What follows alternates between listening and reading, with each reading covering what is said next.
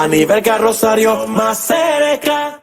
Gracias por continuar con Más Cerca. Recuerden nuestro canal de YouTube, Más Cerca RD. Y un saludo particular, no es que a ustedes uno no lo quiere, claro que sí, pero a la gente que nos está siguiendo en Estados Unidos a través de Quisqueya TV. Y ella tiene mucho al frente de la Fiscalía del Distrito Nacional. La verdad hay que decirla, no ha sido tan mediática y quizás nos encontremos todavía con alguien por ahí como que diga, es ella o no, ¿verdad? Pero lo cierto es que tiene mucho que contarnos, que hay mucho que hablar con la magistrada Rosalba Ramos, procuradora fiscal titular del Distrito Nacional y que de hecho tiene mucha experiencia en la materia porque le han tocado escenarios difíciles antes de llegar a la por lo menos mediática capital. ¿Cómo está usted? Y gracias por acompañarnos. Primero que todo, me siento muy contenta, muy privilegiada de estar aquí conjuntamente con ustedes y agradezco esta oportunidad. Sí, ya tengo casi 3 años, en septiembre los cumplo frente a la Fiscalía del Distrito. Tal vez algo tímida, aunque algunos no lo crean, porque siempre he sido litigante, pero los momentos llegan y estamos aquí queriendo darle a ustedes toda la información que ustedes necesiten al respecto de lo que es la Fiscalía del Distrito. Magistrada, en ese tiempo frente a la Fiscalía, es la primera vez que la vemos tan activa en los medios de comunicación.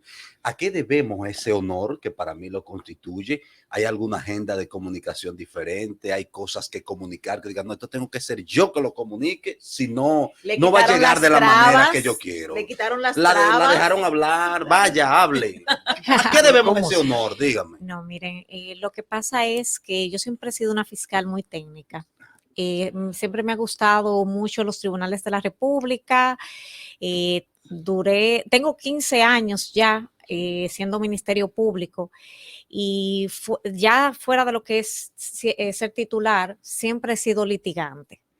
Entonces, el tema mediático me resultaba a veces un poco como incómodo porque no era el área donde me desenvolvía.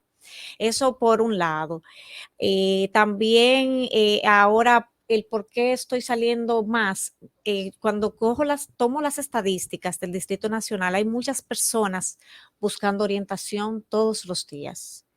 Muchas personas que quieren saber al respecto de temas de violencia de género, de lo que tiene que ver con delitos electrónicos, de lo que tiene que ver con abusos sexuales, de lo que tiene a veces que ver con las soluciones alternas que buscamos. Y eso nos damos cuenta porque la Fiscalía tiene 2 renglones, no solamente la parte de las denuncias, sino lo que son las personas atendidas.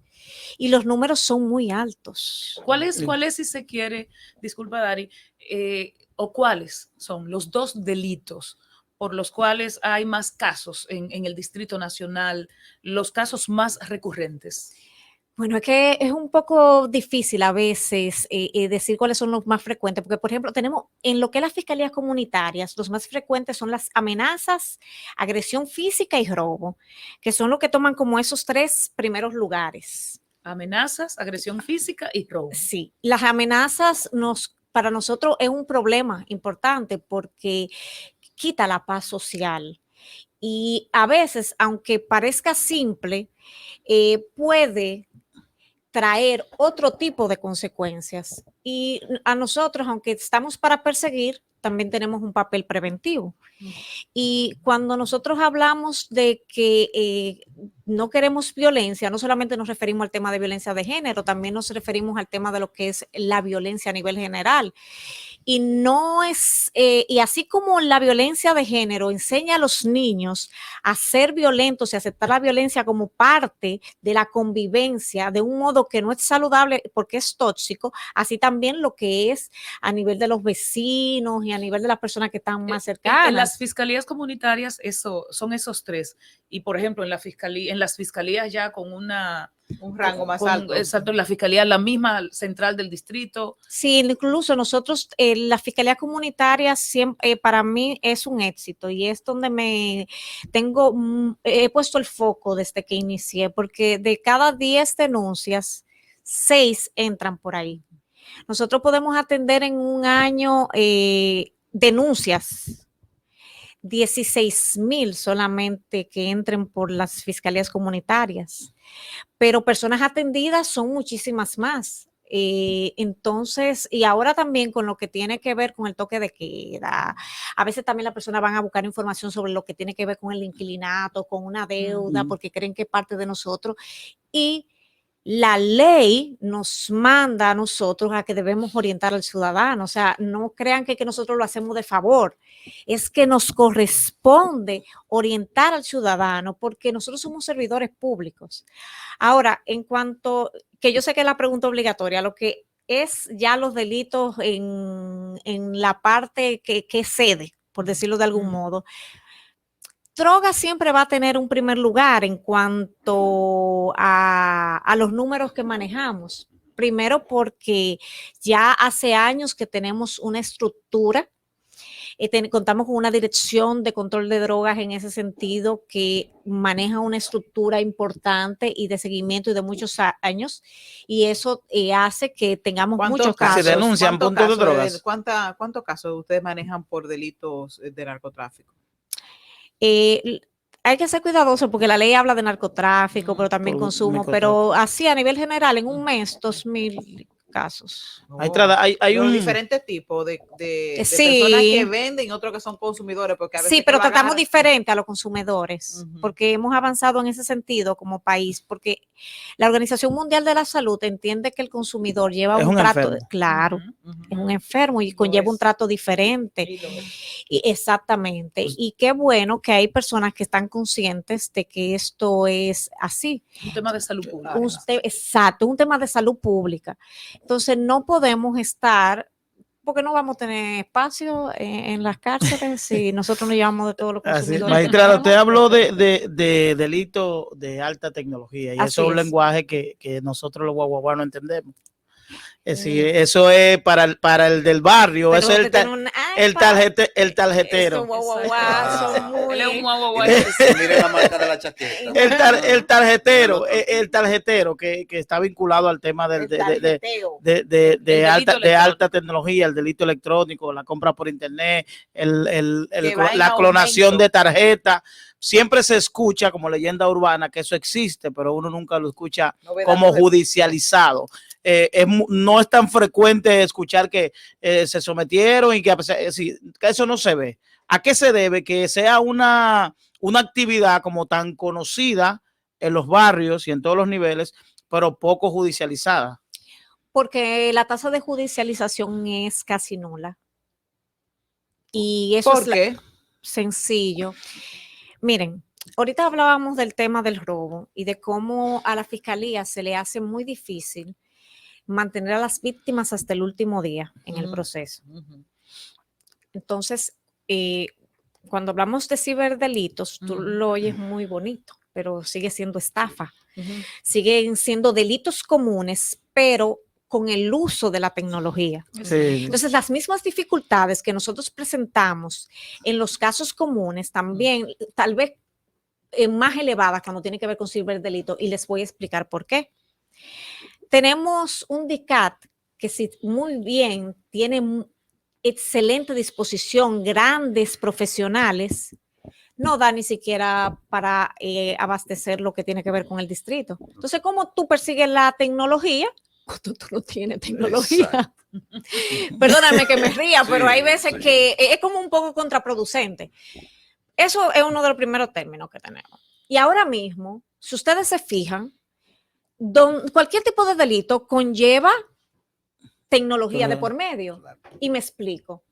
Hay un homicidio. ¿Qué hace el Ministerio Público? Vamos a ver si hay cámara del 911. Entonces, ahí necesitamos auxiliarnos del DICAT. Tú hablas de otra cosa, hablamos de violencia de género. ¿Pero qué hizo el señor? El señor le puso un mensaje, te voy a matar.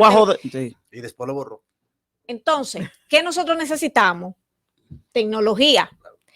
Vamos a hablar de estafa. A ti te estafaron, pero ¿cómo fue que te estafaron?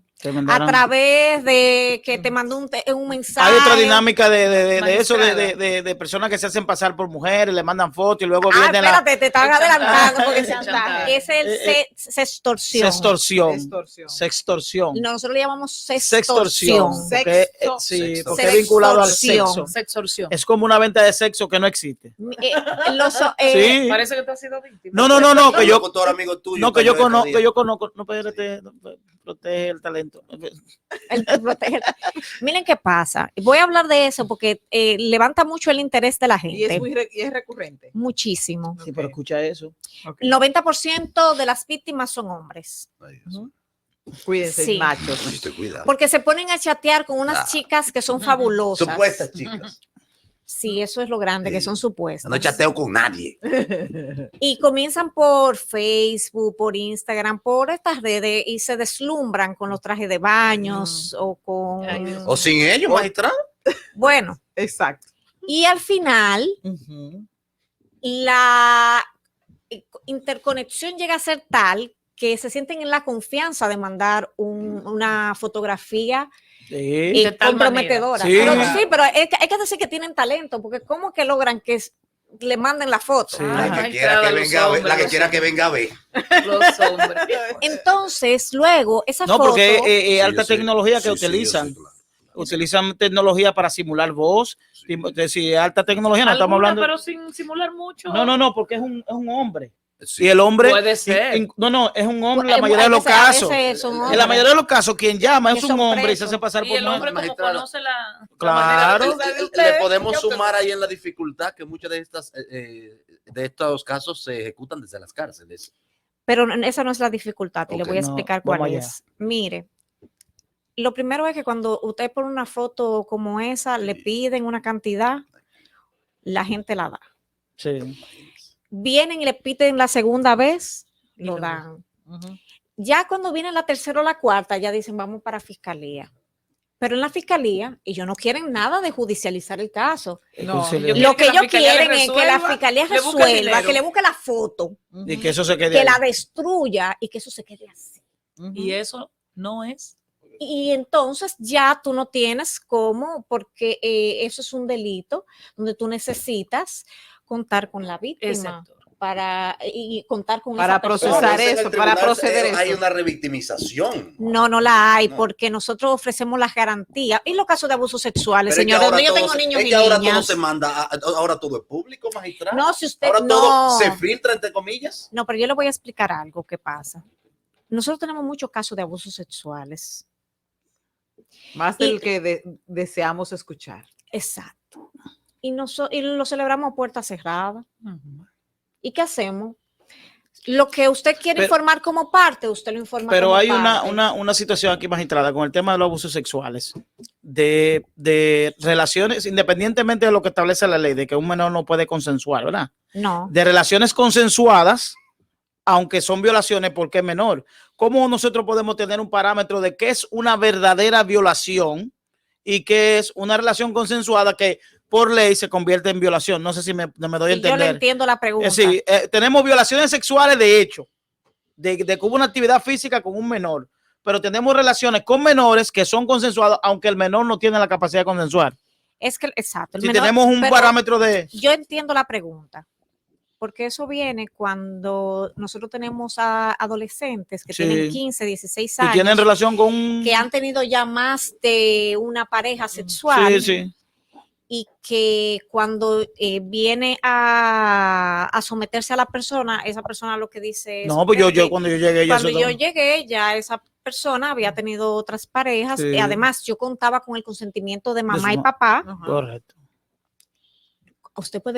Esa hija es del fiscal. Esa no- esa no es Se usa suya. eso todavía. Esa hija es del fiscal. ¿Usted sabe lo que significa eso? La Que hija usted del no puede fiscal. consensuar absolutamente nada con relación a esa niña y al tema Un sexual. consenso que muchas veces Ese es negociado consenso y no. dejan ¿Y qué pasa con los padres? Cuando, por ejemplo, cuando hay que es una realidad Eso social, así, que es negociado. cuando hay un papá, que Sí. hay casos que hicieron un negocio. Claro.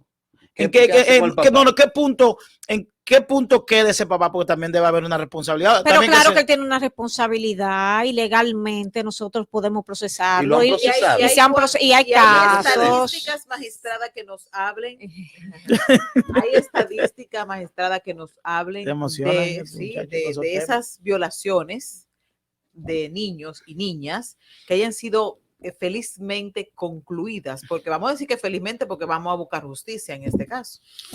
Miren, lamentablemente cuando se dan ese tipo de cosas, llegan a la justicia, es cuando el acuerdo de algún modo se rompe. Sí. Hay incumplimiento. Claro, y sobre todo que cuando es una joven de 15, 16 años, contamos con el problema de la retractación, que es de que hoy yo digo una cosa Mañana. y mañana digo otra. Yo estoy dando muchas charlas con relación a eso. Inicié fue en Cristo Rey al respecto de ese proceso, porque hay veces que aquí en la cultura dominicana lo que decimos, pero ella tuvo 2 esposos, ella tuvo 2 parejas y consensuamos el abuso al niño, niña o adolescente. Y lo triste es que no entendemos que esas otras 2 parejas le han hecho un daño a esa niña, porque ya cuando ella llega a la adultez, no se siente con valor, el tema de la autoestima. Magistrada. Y más cuando es tu papá o es tu mamá, el que también es cómplice de eso. Magistrada Rosalba Ramos, quizá las emociones, porque tenemos tantas cosas que preguntarle y el tiempo apremia. Magistrada, pero hay cosas que yo no quiero que dejemos pasar. Por ejemplo, el supuesto atentado a Jenny Berenice Reynoso, que yo particularmente estoy en nebulosa si eso fue cierto o no. Primero, ¿qué usted sabe de eso? Y segundo, para la continuación de los delitos comunes, hay una modificación en el Código Procesal Penal que se constituye quizás en orden público. Ya la víctima tiene que estar primero. ¿Usted fue consultada para la modificación del Código Procesal Penal o no? Y si fue así, ¿cuál es su apreciación? Bueno, vamos a empezar con el tema que me preguntaba en relación a la magistrada Jenny. ¿Qué usted sabe de ese supuesto atentado? No, realmente no he participado, pero sí entiendo que las profesiones, por poner un ejemplo, ustedes como periodistas también se arriesgan todos los días. Hemos visto muertes de periodistas solamente por hacer el trabajo de llevar la información veraz, por llevar información, incluso cuando hablábamos del tema de la familia Rosario, que Anibelka me contaba el hecho de cómo la demandaron, una cosa que parece hasta absurda, una burla y es algo absurdo. Entonces, hay carreras que te ponen en riesgo. Pero a ella para la persiguieron o no, magistrada. ¿Quisieron matarla o no? ¿Atentaron contra su vida? No tengo la información porque nosotros no hemos sido los apoderados. Además, recordando este tema, no se ha hecho nada a nivel oficial. Es decir, la oficialidad no lo ha dado como un hecho. No se ha hecho nada a nivel oficial. Incluso en su momento, nuestra procuradora habló del peligro que podemos sufrir por estas carreras, pero no se ha dicho nada de manera oficial. Entonces entiendo que si hubiese ya una posición oficial, ustedes saben que ambas magistradas son de armas a tomar, que se hubiesen dado todas las informaciones pertinentes. En otro orden, magistrada. Lo del código se me queda. Lo del código. Si la consultaron, si le consultaron para el proceso del código penal. No, ¿y cómo hacen una modificación del código sin consultar a la fiscal del distrito, la principal fiscal? Miren, hay veces... O quizás consultaron a la procuraduría como entidad. Sí, porque nosotros tenemos... Sí, claro. No, sí, es verdad. Porque, y hay veces que también, ustedes saben qué sucede, a veces nos reúnen para pedirnos nuestras opiniones y es para formar el tema de como un focus. Sí, porque nosotros tenemos una persona que está dedicada a eso. Sin embargo, magistrada, cuando hablamos de la jurisdicción, las fiscalías en sentido general son provinciales, salvo casos particulares como la provincia de Santo Domingo, que tiene 3 fiscalías o 2 fiscalías tiene la provincia de Santo Domingo. Sí. Exacto. Porque la ley habla de que se pueden crear tantas fiscalías sean necesarias. Efectivamente. Aunque la tradición histórica es una fiscalía en el distrito y una por provincia, con todas las patitas que amerite el caso. Entonces, hay casos que son en el Distrito Nacional que uno entiende que pertenecen a la Fiscalía del Distrito Nacional, no a la Procuraduría. Y entonces cuando hablamos como de corrupción, básicamente, entre otros, pero principalmente de corrupción, vemos como que eso depende. Y entonces, en este momento, creo que la Fiscalía del Distrito no está tratando casos de corrupción que son de la jurisdicción, como el caso del denominado Coral, y entre otros. ¿Por qué la Fiscalía del Distrito no tiene una participación más activa, titular, por decirlo de alguna manera, cuando se trata de casos como el que referí? Miren, el PETCA está fortalecido con los fiscales que necesita para poder conocer de todo este tipo de procesos. Y es la Procuraduría Especializada que está llamada a perseguir estos temas de corrupción. Ustedes, le puedo poner ejemplo, los tucanos. La Fiscalía del Distrito nunca participó. Pero podría Podría participar, pero la a fiscalía tener requerimiento. si se quiere, la voz cantante en procesos de este tipo. Podría, sí, pero si se hace a requerimiento del PETCA, que nosotros los apoyamos. En el caso de Brecht. No, nosotros no. En el caso de Brecht no tuvo no, la fiscalía no tuvo participación. Ninguna tuvo. La Fiscalía del Distrito no tuvo ninguna participación en el caso de Brecht. Ese caso lo llevó el PETCA de manera directa. El caso de los tucanos lo llevó el PETCA. El caso de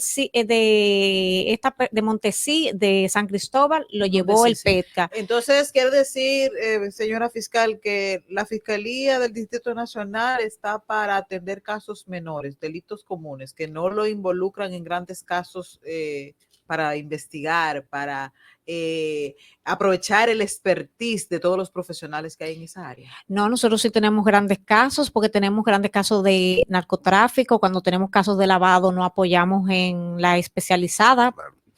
Incluso el mismo caso de César, el abusador, que es un caso de gran magnitud, inició en la especializada de antilavado, pero ellos no tenían el personal necesario. Y nosotros entramos de manera operativa y luego acogimos el caso y ya somos todo un equipo.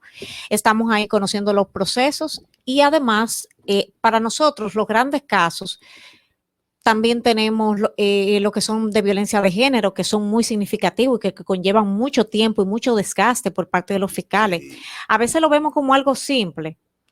Pero cuando tú tienes un caso de violencia de género donde el vecino no te quiere decir nada, el que trabaja con la muchacha tampoco, porque todos culpamos a la fiscalía, pero no vemos cómo cooperamos para la resolución de ese tipo de problemas. Ya la víctima no tiene que llevar la carta a la citación. No.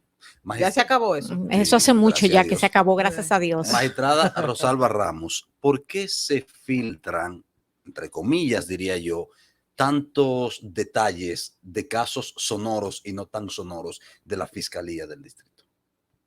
Por ejemplo. Pero cada vez vemos que los expedientes, por ejemplo, antes de conocerse, pasan a los medios de comunicación. Por ejemplo, el caso Coral, aunque era del PETCA, entre otros. Miren, hay casos que por la magnitud del proceso, tú pones este conocimiento, y más que el artículo 290 que habla de la reserva, esa es una reserva que tú la tienes como fiscal si tú crees que se puede dañar la información. Si tú crees que tu caso no se daña con la publicidad y que los medios quieren saber, ustedes también tienen derecho a la información. Y más porque nosotros, como funcionarios públicos, siempre estamos abiertos al escrutinio. Cosa que agradecemos, magistrada, y discúlpeme, por favor, eso es cierto, pero cuando son informaciones oficiales, pero en casos hay medios que de manera recurrente sacan detalles atribuidos a una supuesta filtración, que no son informaciones oficiales, y lo vemos en todos los casos sonoros últimamente. Hay un problema. Y es importante a veces ver dónde que está. Y esa preocupación que usted dice, incluso me la han hecho en otros escenarios. Nosotros trabajamos Policía Nacional, una institución que es bastante grande y donde cuenta con muchos miembros. Trabajamos nosotros que también somos muchos miembros, están lo que tienen que ver con el Poder Judicial, que cuando ya un caso llega a medida de coerción, ya ha pasado por la mano de los tres. De bastantes. De bastante. Tenemos un problema y es importante señalarlo, la tecnología. Y tal vez no todos tenemos los mismos valores ni tenemos los mismos criterios. Hay personas que ven el tema como un hecho interesante. Le pueden tomar una foto o tienen acceso al documento, porque les voy a decir algo, en fiscalía, en la judicatura, a veces más de una persona usa una computadora.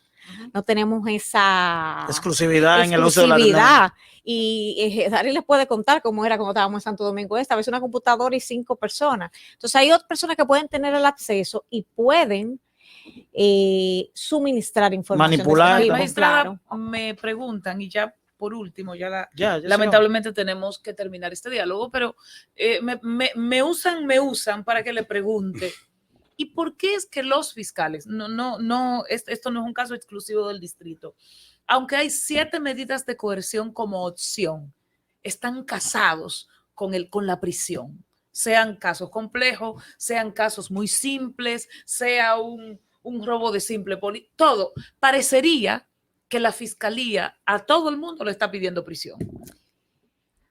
Yo he hecho reuniones al respecto de eso porque yo creo en la solución alterna. Y yo soy de las fiscales. Mira que cuando yo inicié en el departamento de homicidio, porque uno también tiene que reconocer los errores, yo a todo le pedía prisión. Pero hace 15 años de eso. O sea, yo estaba joven, iniciaba en el proceso y yo desde que vi, bueno, gracias.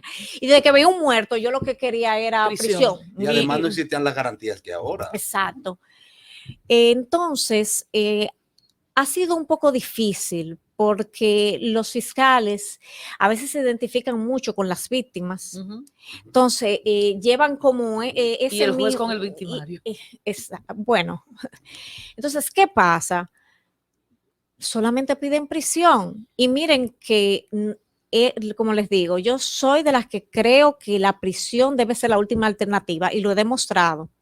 ¿Cómo lo he demostrado? Caso César el abusador.